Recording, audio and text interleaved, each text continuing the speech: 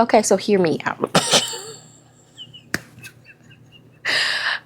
I may have accumulated a lot this quarter, but here we are. What up?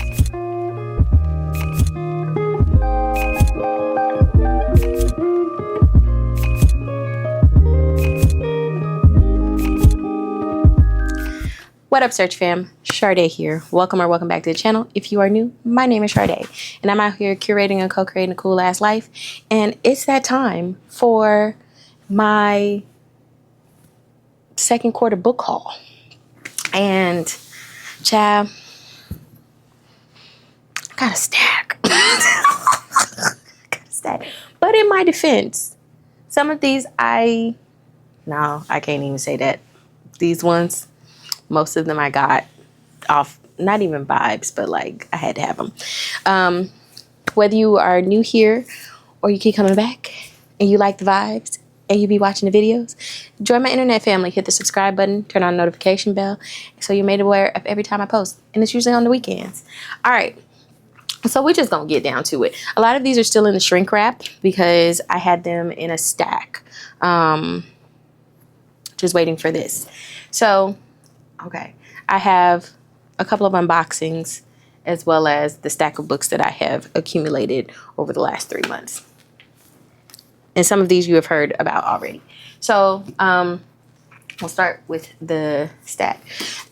So I went and, you know, we love supporting Black-owned bookstores. I went to a couple of romance bookstores, which I have a vlog about that forthcoming. You've heard me talk about this one, Mrs. V's Hot Girl Summer. I'm excited to read this one. I'm actually going to read this one in July. This is about a 40-something woman who has lived her life, done things like she was supposed to do, and now she's trying to live for herself. She got kids that are grown or almost grown, and she goes down to Carnival. And what happens? She a youngin', a YN maybe, says, "Girl, I like what you got." And so this is about that. And so I'm super excited to read this. You've also prior heard me talk about a novel love story by Ashley Poston, which I got from one of the romance bookstores in Detroit. And I really enjoy Ashley Poston's writing. This is about a woman who is going to a book retreat and ends up in the small town from her favorite novel, her favorite romance novel. And there's a prickly bookstore owner who ends up falling for her. So I'm excited to read this one. The next book I got from a different romance bookstore, and this is Looking for Love in All the Haunted Places by Kann. Now, you've heard me talk about Kann before because she wrote The Romantic Agenda as well as Let's Talk About Love, which are two asexual romances. This is not necessarily that. So I'm going to read you the back so you know what it's about. Lucky Heart has a special affinity for the supernatural, but almost no one takes parapsychology seriously. She's estranged from her family, lost her friends, and has been rejected from graduate school twice. But her big break finally arrives when she gets insider info about a troubled production company. Every actor on the new show mysteriously quits after spending 3 nights inside Hennessy House, an old Victorian with a notorious reputation. After scheming her way onto the show to investigate, Lucky meets Maverick Phillips, and chemistry instantly crackles between them. He tempts her in ways that no one ever has, challenging and supporting her and making her finally feel seen. Their connection is so palpable, everyone notices it, including Hennessy House.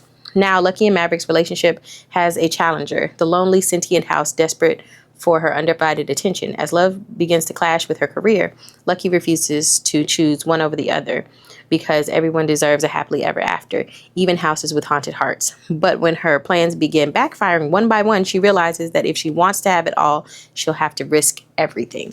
So I'm excited about this because I like Kann's writing. So I was immediate like, oh yeah, I'm a pick this up and buy it.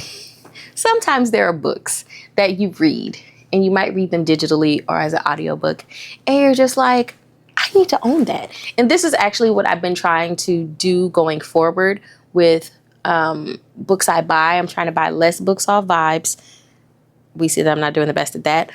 But I really am trying to purchase books that I love, and I'm like, I'm going to read this again, or I want to read this and annotate it because it was just so good. So I'm going to talk about these.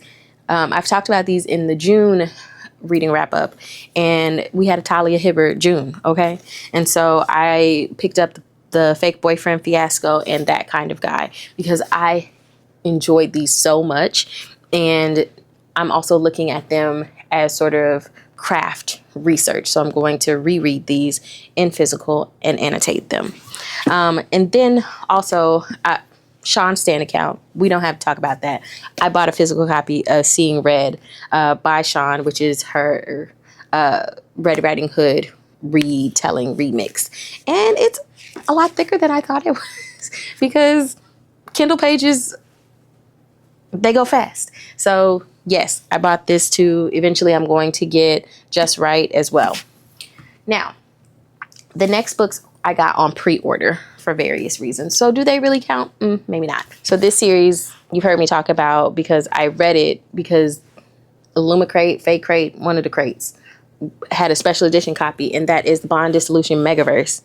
And so I got those in the mail. They came this quarter, and I haven't opened them yet, but eventually, and I might do it in July because I don't know what I'm gonna read in July. I might reread these as hard copies because I enjoyed these so much. They were so good. Also, I have physical copies of the Legendborn saga, physical copies, and fancy physical copies. So my fancy physical copy of Oathbound came, and it has, you know, a placard signed by Tracey, Deonn. Get into the art. See that? Gorgeous. So she is still in the wrapping paper because, again, I ain't read Blood Mark yet. I know. We're gonna get to it. At a certain point. Now, one thing about me as an academic, as a scholar, is I love, and a photographer. So like these things go together real bad for me. Okay.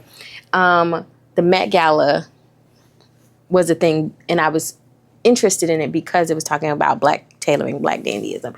So of course I immediately pre-ordered the book from the Met on Black tailoring. So I had to, and she thick, she big. I haven't opened it yet. I'm so excited to get into this, especially as I am doing research. I'm resurrecting research that I've done on Black dandyism. So I'm excited about this. And of course I had to buy it. I have one more book that I purchased after I did the audiobook, and it is a academic book for me, and it was so good. I'm probably going to talk about this in more detail, do a vlog on books I read for my devotional practice, because this was one of them, and that is Imani Perry's Black and Blues. And it was such a good book. So when I went to visit my friends in St. Louis, we went to a small, I think, queer-owned bookstore, and I got a copy, and she signed. But why hardback books is like $32 now? I don't know, child. I don't know. But I needed a physical copy of this, especially because I am going to put at least one chapter of this in one of my classes forthcoming. So I needed the physical copy so that I could annotate it and write the questions and things in it, because I'm old school like that. Now, my last two books came in boxes, and one was a gift, actually, so I didn't buy it. My friend bought it for me. So I'm going to start with that one, and this is, I don't know where the box is from, but my friend Free bought me this box for my birthday, which was in April. And so in the box came really cute bookmark, Black girl hair wrap, glasses, sticky notes, and affirmation magnet, but also like stickers and tea and all the cuteness. But it also came with the Self-Care for Black Women book by Oludara Adeeyo, which I have seen before. but hadn't read, and then an accompanying journal. So that is very cool. I don't know when I'm gonna get to using this, but I am. Oh, I didn't even notice that. It also came with a cute little set of annotation stickies, so that's dope. So my friend got this for me because she knows I be reading and journaling and bettering myself and all the things. So I'm super appreciative of that. The other box that I got is from Fake Crate, which is right here. I already opened all the things because I wasn't so much interested in the box. I was interested in the book. But the box has a ceramic travel mug inspired by The Night That Ends With Fire by HX Song. So there's that. What are these? Oh, these go on the straw of your cups. What is this from? Oh no, they're not. Haha, JK, LOL. So these are shoelace charms inspired by King of Hell by Morgan Dante. So that's what those are. And then an acrylic pen inspired by Empire of Sand by Tasha Suri that says I am what I am. That's cool. And then a coaster set inspired by Spark of the Everflame by Penn Cole. Okay, I could open that easily. So yeah, there's that, which is cool. I might gift some of these to other people. But what we here for, girl love, is Illusions of Fire by Nisha Sharma. And I'm excited. I'm so excited about this because we love Nisha Sharma, okay? And so this also came with an info card, and these are the main characters for the novel. So I'm going to read you what the back says. I was interested in this. I forgot why I was interested in it, besides the fact that Nisha Sharma wrote it and it has magic in it. But it's also YA, I believe. But it says, unlike most of her classmates, Layla Bonsall doesn't roll out of bed and head to school. Instead, she wakes up early and trains in hand-to-hand combat with her adopted aunts, who, when not tending to their thriving vineyard, are immortal Rakshasi, demons sworn to protect Layla. Layla was born into a mythological bloodline, one infused with magic and entrusted with Lord Krishna's secrets of the universe. By all appearances, though, Layla leads a peaceful, protected life. Then Avi, the new boy in town, arrives and immediately seeks out Layla. He happens to be a descendant of a demigod.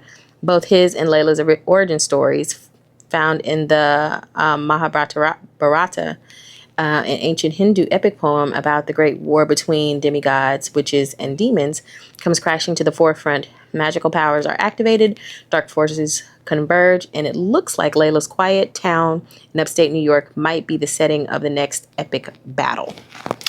So I'm excited for that. When we gonna get to it? Child on. But I love Nisha Sharma, and so now that we're getting magic and a little bit of YA romance, I'm here for this. So those are the purchases that I made over the quarter, and all of them, I didn't buy them all. I didn't buy them all, and two, I pre-ordered some of them, so they just got delivered during the quarter. What'd you buy? Did y'all buy anything this quarter? Let me know in the downstairs area. As always, friends, don't forget to like, comment, subscribe, tell a friend about the channel. I'll see you in the next one. Bye.